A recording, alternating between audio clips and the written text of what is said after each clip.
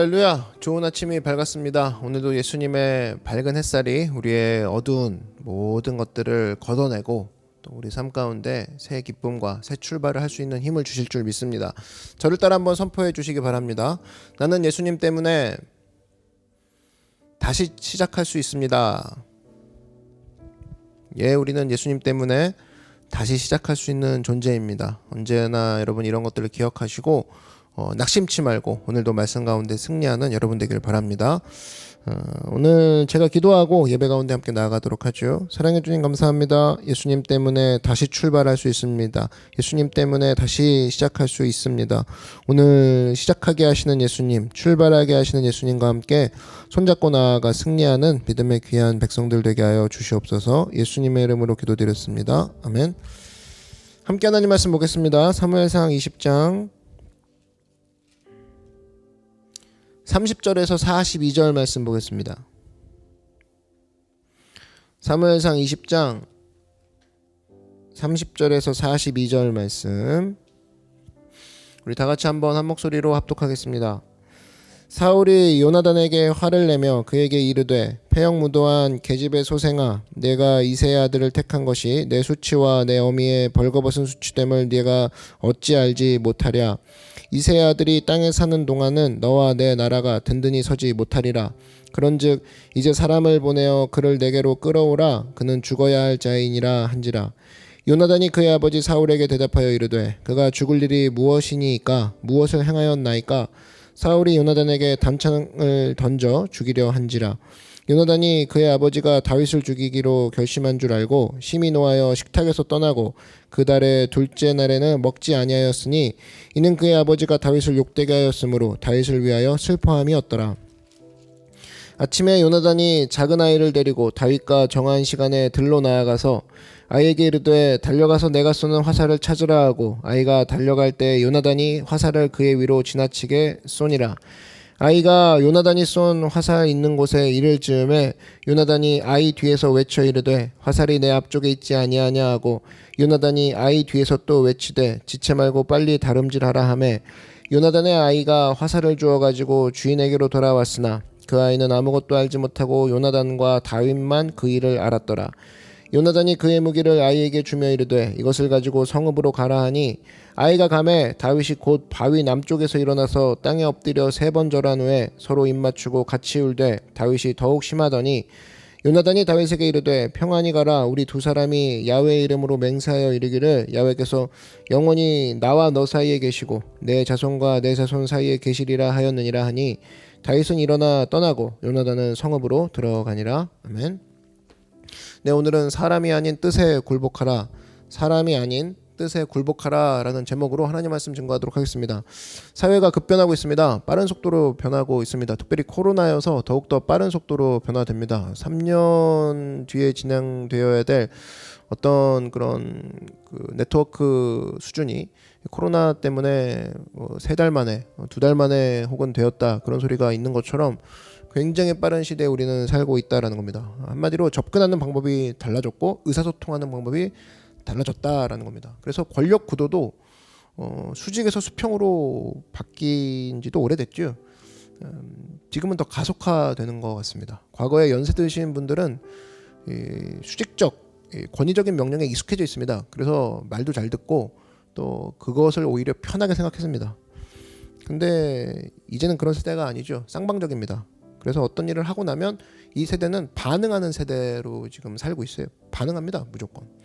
시대가 바뀌었다라는 겁니다. 무조건 말 듣는 구도가 아니라 반응을 하는 구도에서 우리가 생각해야 된다. 그래서 교회도 마찬가지입니다. 성도가 바뀌었기 때문에 교회 리더십도 시대에 맞게 바뀌어야 된다고 생각이 됩니다. 성도의 리더십도 바뀌어야 되죠. 교회 안에서의 리더십, 강압적이었던 리더십, 어찌 보면 그런 거에서 이제는 어떻게 바뀌어야 되느냐, 원칙 중심의 리더십으로 바뀌어야 된다라는 겁니다. 강압적인 리더십은 뭐였어요? 사람에게 제재 가하는 거죠. 너 이거 안 하면 뺏어버린다, 무조건 따라와라, 협박하는 거, 이게 강압적인 리더십이었다. 그러면 원칙 중심의 리더십으로 바뀌어야 된다. 원칙 중심은 뭡니까? 다른 말로 하면 말씀 중심이죠. 말씀. 한마디로 원칙을 내세우면 사람들이 무서워서 따라오는 게 아니라 그 원칙이 그 사람들을 움직이고 그 원칙 때문에 사람들이 모여들고 원칙 앞에 굴복하는 거. 어찌 보면 21세기가 사실은 이런 시대죠. 하나님 말씀의 원리대로 살면 더욱더 강력한 시대로 살아갈 수 있고 강력한 영향력을 끼칠 수 있다라는 겁니다. 사람들이 억지로 하지 않는다니까요.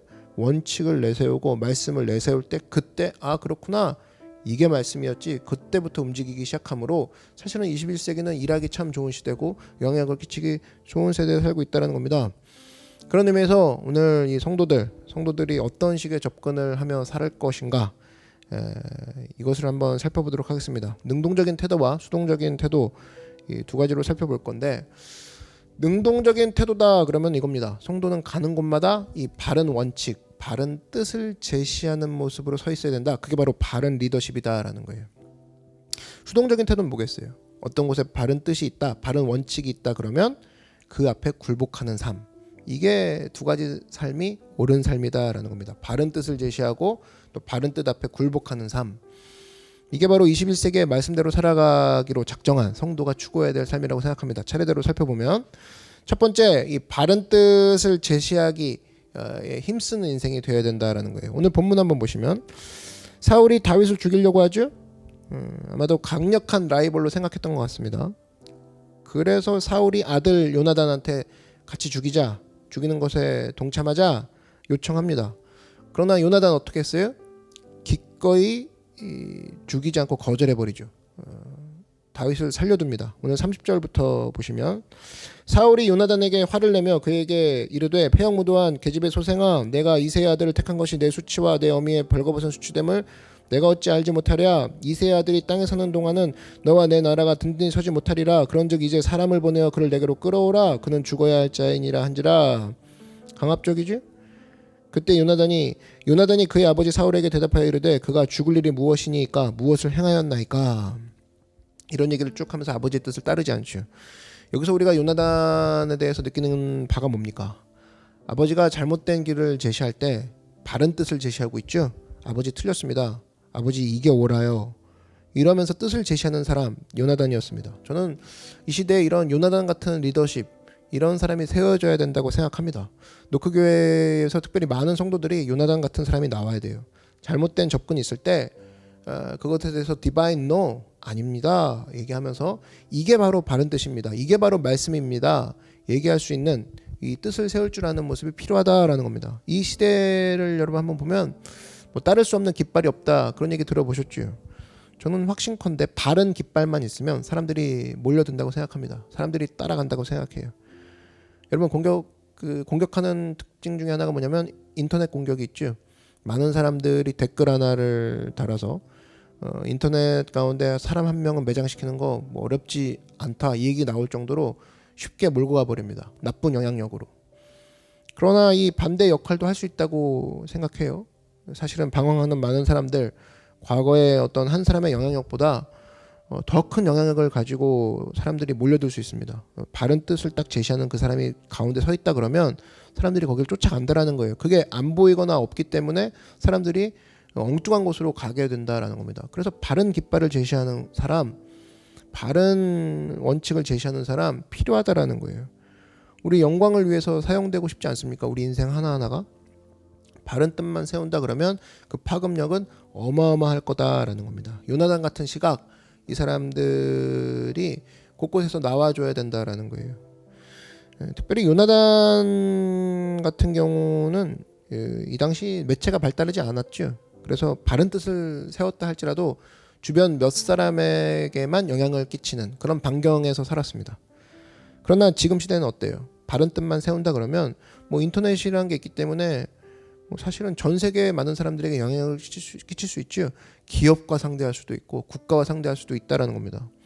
그러면 이 시대에 할 일이 뭐냐? 수가 중요한 게 아니라는 거예요. 질이죠, 질. 얼마나 순수하게 하나님 말씀을 지키고 있는가, 얼마나 순수하게 하나님 말씀을 제시하는가, 얼마나 순수하게 하나님 말씀의 원칙을 내어놓는가. 그리고 제시하는 것으로 머무르지 말고 좀 논리적인 이론 모델을 제시할 줄 알아야 되죠. 모델을 제시할 줄 알아야 됩니다. 모델.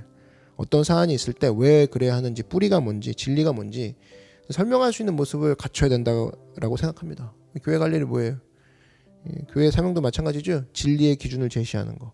디모데전서 3장 15절 보니까 만일 내가 지체하면 너로 하여금 하나님의 집에서 어떻게 행하여야 할지를 알게 하려 함이니 이 집은 살아계신 하나님의 교회요 진리의 기둥과 터니라. 교회의 1차적인 역할은 진리의 기준을 감당하는 거. 그리고 계속해서 그 뜻이 무엇인지를 계속 세워주는 거죠. 그러므로 이 목회자가 할 일이 뭡니까? 열심히 말씀 연구하고 계속 사람 세워주는 거예요. 기둥 세워주는 거죠. 또 성도 관리는 뭐예요? 항상 무너진 뜻이 있을 때 바른 뜻을 세우는 거. 낙담하는 게 아닙니다. 바른 뜻을 계속 세우는 거. 무너진 뜻 내 주변에 보여요. 그러면 좌절하라고 보여주는 게 아니라 성도를 어려움 가운데 보내신 이유는 뭐냐? 네가 가서 바른 뜻을 세우라 그거거든요. 여러분 오늘도 기도하면서 하나님의 뜻을 세워가는 종이 되기를 바랍니다. 그거 위해서 우리를 부르셨다라는 거예요. 뜻을 세우기 위한 종으로. 저를 따라 한번 선포해 주십시오. 하나님은 나를 통해 뜻을 세우기 원하신다. 낙심할 때가 아니라는 거죠. 낙심할 만한 곳에 보내신 이유는 뜻 세우라고. 뜻이 없는 곳에 보낸 이유는 네가 뜻을 세우라고. 그렇게 보내신 것을 잊지 말고 주님 앞에 나아가 쓰임받는 여러분 되길 바랍니다. 또 하나 수동적인 태도의 이 뜻은 뭐냐? 바른 뜻이 제시된 곳이 있다 그러면 거기 가서 굴복할 줄 아는 그런 문화가 있어야 된다라는 거예요. 한국 사람들이 좋은 것도 많지만 나쁜 것은 치명적으로 나쁜 게 있는데 바로 패거리 문화입니다. 패거리 문화. 소위 말하는 지역 감정, 동네 감정 이런 거죠. 왜 그게 나쁜 거냐? 어떤 사안이 있을 때 뜻을 따르는 게 아니라 사람을 따라가기 때문에 그 지역 감정 이런 패거리 문화는 결코 좋은 게 아니다라는 거예요. 사회 각 분야에 있습니다. 목사님들 사이에도 있어요. 뜻이 있을 때 뜻을 따라가지 않고 그 사람이 누구인가? 이 논리가 그런 거거든요. 여러분 얼마나 무서운 논리예요. 이런 거죠. 무엇이 진리냐 이걸 묻는 게 아니라 누가 그걸 주장하고 있느냐, 누구냐 거기, 너 어디 편이냐, 이게 질문이 앞서는 거예요. 그거에 따라서 결정이 돼버리고. 우리가 하나님의 뜻대로 산다는 건 뭡니까? 내가 누군가한테 누구 편이냐를 물으면 안 된다는 거예요. 진리냐 아니냐 이걸 물어야지. 이거 이렇게 서 있어야 되거든요. 진리라 그러면 실제로 나와 같은 편이 아니라 할지라도 내가 거기 가서 쓸 줄 아는 거. 이게 바로 수동적인 의미에서의 바른 뜻을 세우는 자리라는 겁니다. 성도의 믿음의 삶이라는 건 뭐예요? 누구 편이냐 이걸 물을 게 아니라 진리냐 아니냐 이걸 물어야 된다는 겁니다. 여러분도 지금 많은 순간에 뭐 실제로 남의 일들을 볼 때는 그러지만 내 삶에서 한번 이것을 한번 보시면 쉬운 일이 아니죠. 날마다 살아가는데 내가 사람 뜻을 따를 것인가 사람을 따를 것인가 뜻을 따를 것인가 이거를 결정짓는 건 쉬운 일이 아니라는 겁니다. 절대 편하지 않아요. 근데 사실은 이게 믿음이라는 거죠. 내가 사람을 따르지 않고 뜻을 따르겠습니다. 같은 편이 아니더라도 진리를 따르겠습니다. 시대가 혼미해졌습니다. 교회를 살리고 또 하나님을 기쁘게 하는 일이 뭐냐라고 했을 때 뜻이 바르다 그러면 나는 그 뜻 앞에 순종하겠습니다. 그 뜻 앞에 굴복하겠습니다. 이것을 결단하는 거 그게 하나님이 기뻐하시는 일이라는 거예요. 신약 성경 한번 보십시오. 빌라도 보시면 예수님이 알아요. 예수님의 정체를 안다고. 예수님이 문제인지 다 알아요. 근데 예수님이 지금 죄인이 아닌지도 알거든요. 근데 결국 뜻 앞에 무릎 꿇지 않죠. 결국 사람들 앞에 무릎을 꿇죠. 그래서 예수님을 십자가에 못 박아버리죠. 이때 필요한 게 요나단이라는 거예요. 요나단 자기 아버지 사울 이거 사람 아닙니까? 그리고 다윗을 죽이지 말아야 되는 그 뜻 바른 뜻이죠. 그 요나단은 어디에 무릎을 꿇었느냐? 그 뜻 앞에 무릎을 꿇었죠. 아버지 앞에 무릎을 꿇은 게 아니라 이 시대에 그런 의미에서 요나단이 필요하다라는 겁니다. 그리고 또 여러분 사울 바로 다음으로 왕이 될 사람은 누구였어요? 요나단이죠. 어찌 보면 다윗은 요나단의 가장 큰 적이 될 수도 있어요. 그러나 뜻 앞에 무릎을 꿇어버리죠. 이게 바로 귀중하다라는 겁니다. 요나단이 나와야 된다라는 거예요. 많은 젊은이들이 질문을 합니다. 목사님 저에게 막 상담하고 막 물어보고 그래요. 언제나 합니다. 언제나. 정답은 하나예요. 너 사람 따르지 말고 뜻을 따라 뜻을. 그게 정답이 될 수 있는 거죠. 사람 따르지 말고 매 순간 바른 뜻 앞에 말씀 앞에 무릎 꿇고 나아가는 여러분 되길 주의 이름으로 축원합니다.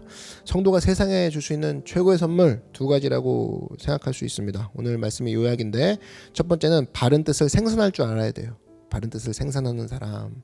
또 하나 바른 뜻이 있다 그러면 그 앞에 무릎 꿇을 줄 아는 사람. 이 두 가지를 통해서 세상 가운데 급변하는 세상 가운데 바르게 쓰임받는 기쁨의 하나님의 사람이 되는 여러분이 되기를 주의 이름으로 축원합니다. 다 같이 고개 숙여 기도드리겠습니다. 사랑해 주님 감사합니다. 급변하는 세상 속에서 내가 바른 뜻을 생산해내는 말씀의 사람이 되게 하여 주시옵시고 말씀이 있는 곳이라면 바른 뜻이 있는 곳이라면 무릎 꿇고 굴복하고 순종할 줄 아는 믿음의 귀한 성도들 되게 하여 주시옵소서. 예수님의 이름으로 기도드렸습니다. 아멘. 오늘도 우리를 향해서 바른 뜻 또 말씀을 주시는 그 예수님 앞에 나아가기 원합니다. 하나님, 내가 나의 어떤 환경과 사람과 두려움에 무릎 꿇지 아니하고 주의 말씀 앞에 무릎 꿇기 원합니다. 또 그 말씀을 들고 나아가 세상 가운데 바른 가치, 바른 뜻을 생산해내기 원합니다. 그런 모습으로 나를 열매 맺는 모습으로 세워 주시옵소서. 우리 그 간구함을 주님 앞에 올려드리는 시간 되기를 원합니다. 이 시간 주님의 이름 한번 부르고 다시 통성으로 기도하며 나아가겠습니다. 주여, 사랑해 주님 감사합니다. 바른 뜻을 생산해내고 또 바른 뜻 앞에 굴복할 줄 아는 믿음의